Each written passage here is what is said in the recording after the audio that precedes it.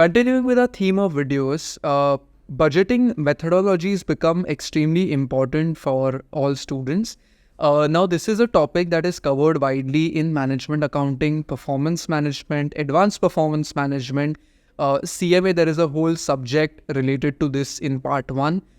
So regardless of which course you're studying, right, even CFA, you will learn about different budgeting methodologies. Budgeting is essentially how you plan for your operations, and there are different methodologies as to how you can do this. Now, different types of companies, depending on how their operations go and depending on their plans, will use one of these several methodologies that we're going to cover in a set of videos. The very first one that we want to talk about is incremental budgeting. Now, before I even talk about incremental budgeting, I'm sure the name in itself is quite self-explanatory, where what we're basically doing is we're looking at the current period's budget and we're adding incremental percentages to our existing budget and getting it updated for the following year. So what would usually happen in an incremental budget?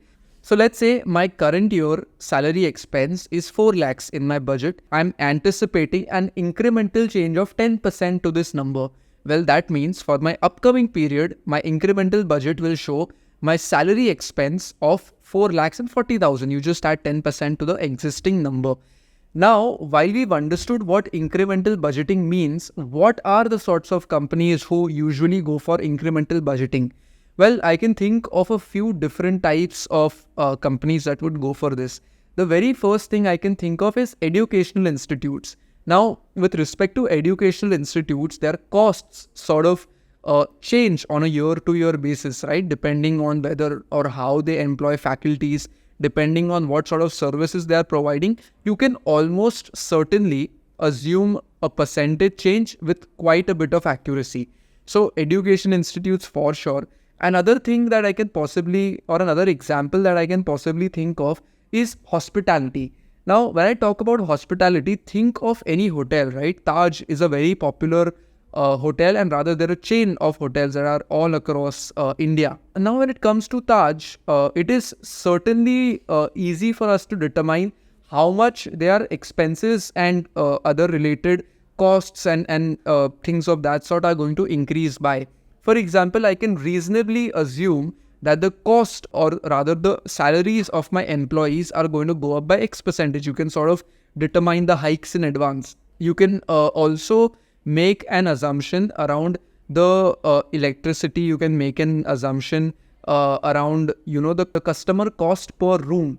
So what I mean by this is, if you're going to take a room in Taj, the way they're going to calculate is how much is the maintenance, for example, how much is the electricity, how much is your other basic amenities, and they will calculate all this and come up with a cost per customer per day or per night, depending on however they do it. So here incremental budgeting becomes a very useful tool. There are some advantages and disadvantages of using incremental budgeting. The very first advantage is that it is very easy to compute. Like I already told you, just add the percentage to your current year and your budget is ready. So it is very, very easy to create and very easy to implement. However, there are also some disadvantages. Disadvantages will mainly stem from things like budgetary slack. Now, if you don't know what budgetary slack is, let's say that I'm a manager and I'm going to get evaluated on my performance, right? So if I am anticipating a 10% change, I would rather show it as a 15% change. So that 5% additional that I'm putting in as a manager is budgetary slack. I am sort of giving myself a cushion ki chalo, my limit is 15%. If I come in at 10%, great. But I still, even if I end up at 12 or 13%, I still have some cushion. So these are the problems with incremental budgeting. There are also some other advantages and disadvantages. Again, another advantage that I can think of, guys, another thing that is probably an advantage is the sort of stability that this sort of a budget will provide you. Again, if you're going from period to period, let's say this year 10%, next year maybe 15%, there is a sort of stability in preparing a budget of this sort. Another potential disadvantage that I can think of is how difficult is it to procure data. If it is extremely difficult to procure data and make assumptions, then obviously you will not be able to come up with a budget that's appropriate. Secondly, you will not be able to come up with the budget in a timely manner. If it takes me too long to come up with data, I might not have budget ready in time or a budget that is accurate. So guys, this is essentially incremental budgeting. Let us know what you think of this concept in the comments below. And if you have any suggestions for us to cover in future videos, let us know.